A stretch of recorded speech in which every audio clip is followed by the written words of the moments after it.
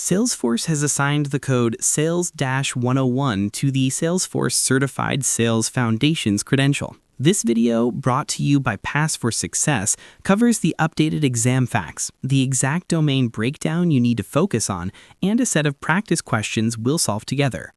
Exam delivery. Register and schedule your Sales-101 exam through Trailhead Academy, powered by Pearson VUE. You can take it online with a remote proctor or on-site at a test center.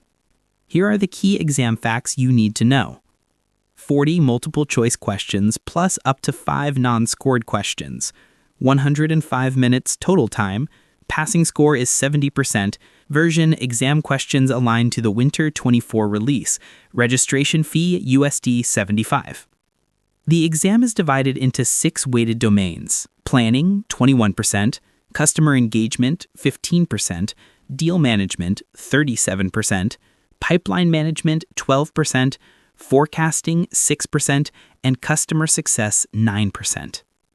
We'll walk through these domains and then practice with real-style exam questions so you know exactly how to prepare. Let's begin with question 1. When a sales representative faces an objection, what is an effective first step to overcome it? A. Provide an additional demonstration based on the objection.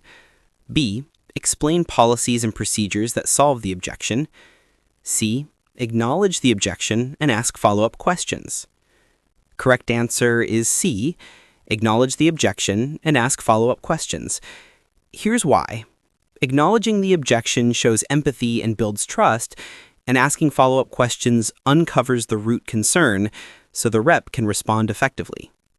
Now, moving on to question 2. A sales representative has a low conversion rate during the proposal phase of the pipeline. They notice there are a few sentences about the prospect objectives, 2 pages on the specifications and deliverables, and then a small portion on the investment. Which adjustment will help the sales rep win more work by being more customer-centric? A. Remove the objectives since the prospect already knows them. B. Move the investment to the top to get the objection out of the way. C. Focus more on anticipated outcomes than deliverables. Correct answer is C. Focus more on outcomes than deliverables. Here's why. Focusing on outcomes demonstrates value and alignment with the customer's goals, making the proposal more compelling and customer-centric. All right, let's tackle question 5. A sales representative qualifies a prospect before moving to the next stage of the sales process. What key factors should a sales rep consider when assessing the probability of winning the business? A. Social media presence, website design, and customer reviews. B. Location, number of employees, and market segment. C. Approved budget, authority, business need, and timing. Correct answer is C. Approved budget, authority, business need, and timing. Here's why. These factors, BANT, budget, authority, need, and timing, are standard qualification criteria that strongly influence the likelihood of a sale closing. Next up, question 4. A sales representative has a customer who is indecisive about the proposed solution and hesitant to close the contract. How should the sales rep convince the customer to find the solution invaluable and close the contract? A. Offer promotional discounts. B. Bundle additional products. C. Extend a free trial. Correct answer is C. Extend a free trial. Here's why. Offering a free trial reduces risk for the customer, helps them experience the solution's value directly, and builds confidence to close the deal. All right, let's tackle question 5. A forecast is based on the roll-up of a set of opportunities. What are 3 dimensions in a forecast roll-up? A. Contacts, product family, and revenue. B. Time, categories, and territories. C. Quotes, contacts, and territories. Correct answer is B.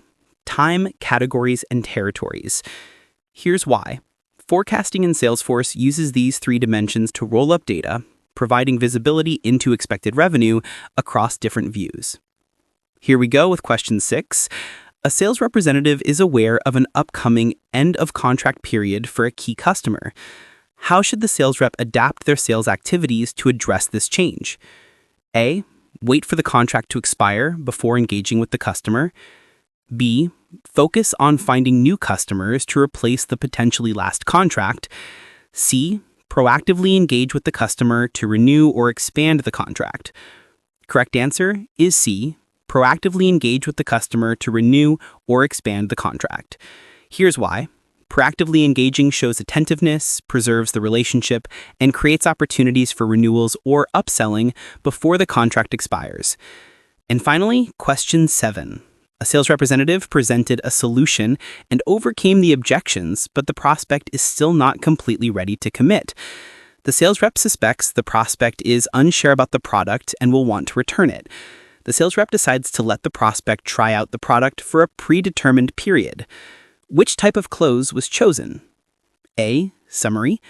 B. Puppy dog. C. Assumptive.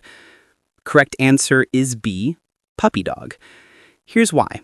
A puppy dog close lets the prospect try the product with minimal risk, increasing comfort and making them more likely to keep it permanently.